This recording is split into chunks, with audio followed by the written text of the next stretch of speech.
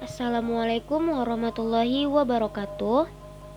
Saya Maulida Zahra dengan NPM 1905 170210 kelas 3A Akuntansi Pagi ingin menjelaskan mengenai bahaya pemakan riba.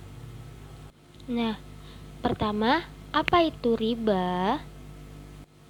Riba dalam bahasa yaitu ziyadah yang artinya bertambah. Maksudnya itu meminta tambahan dari sesuatu yang dihutangkan. Atau bisa juga anam atau berkembang atau berbunga. Maksudnya yaitu membungakan harta uang atau yang lainnya yang dipinjamkan kepada orang lain. Secara istilah, riba adalah akad yang terjadi dengan penukaran tertentu, tidak diketahui sama atau tidak menurut aturan syara atau terlambat salah satunya. Terdapat perbedaan pendapat dalam menjelaskan riba. Secara umum, riba adalah penambahan terhadap hutang. Maknanya, setiap penambahan pada hutang, baik kualitas maupun kuantitas, baik banyak ataupun sedikit, adalah riba yang diharamkan. Landasannya Al-Quran Surah An-Nisa ayat 29 yang berarti, hai orang-orang yang beriman, janganlah kamu memakan harta sesamamu dengan jalan yang batil.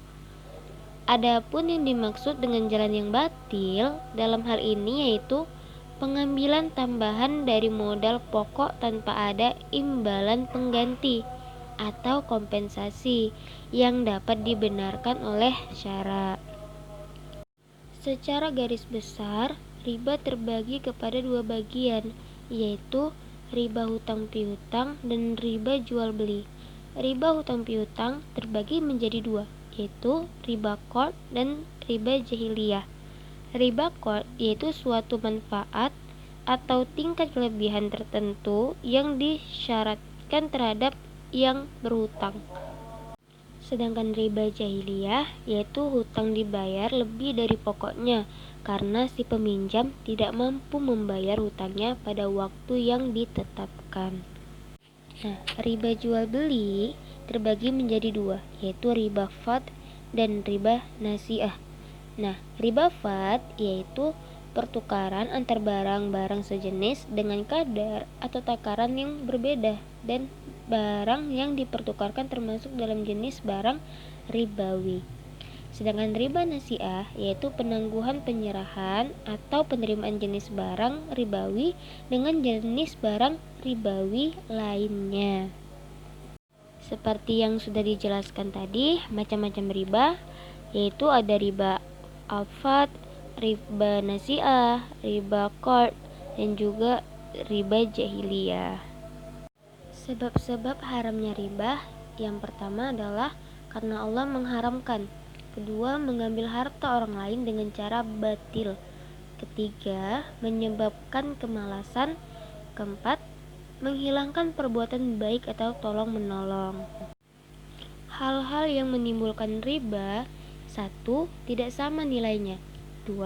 Tidak sama ukurannya menurut syara, baik timbangan, takaran maupun ukuran. Ketiga, tidak tunai di majelis akad. Pelarangan riba dalam Al-Quran. Tahap pertama, menolak anggapan bahwa pinjaman riba pada zahirnya menolong mereka yang memerlukan sebagai suatu perbuatan mendekati atau takarub kepada Allah Subhanahu wa Ta'ala.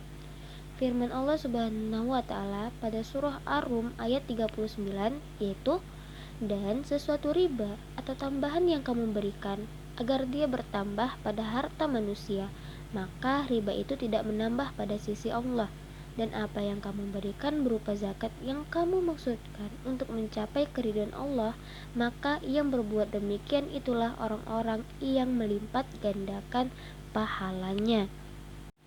Tahap kedua, riba digambarkan sebagai suatu yang buruk dan balasan yang keras kepada orang Yahudi yang memakan riba. Firman Allah Subhanahu wa Ta'ala berfirman pada surah An-Nisa ayat 160 sampai 161 yang artinya, maka disebabkan kezaliman orang-orang Yahudi, kami haramkan atas mereka atau memainkan makanan yang baik-baik yang dahulunya dihalalkan bagi mereka. Dan karena mereka banyak menghalangi atau manusia dari jalan Allah, dan disebabkan mereka memakan riba, padahal sesungguhnya mereka telah dilarang daripadanya, dan karena mereka memakan harta orang dengan jalan yang batil, kami telah menyediakan untuk orang-orang yang kafir di antara mereka itu siksa yang pedih. Tahap ketiga, riba itu diharamkan dengan dikaitkan kepada suatu tambahan yang berlipat ganda. Allah Subhanahu wa taala berfirman pada surah Ali Imran ayat 130. Ahli-ahli tafsir Islam berpendapat bahwa berkaitan demikian disebabkan riba jenis tersebut adalah suatu yang banyak berlaku pada masa itu. Tahap akhir sekali, ayat riba diturunkan oleh Allah Subhanahu wa taala yang dengan jelas sekali mengharamkan sebarang jenis tambahan yang diambil daripada pinjaman. Dan ini terkandung dalam firman Allah Subhanahu wa taala surah Al-Baqarah ayat 270 sampai 279. Adapun bahaya dan kerugian dari riba, yaitu riba membuat manusia malas bekerja. Riba melebarkan kesenjangan antara yang kaya dan yang miskin.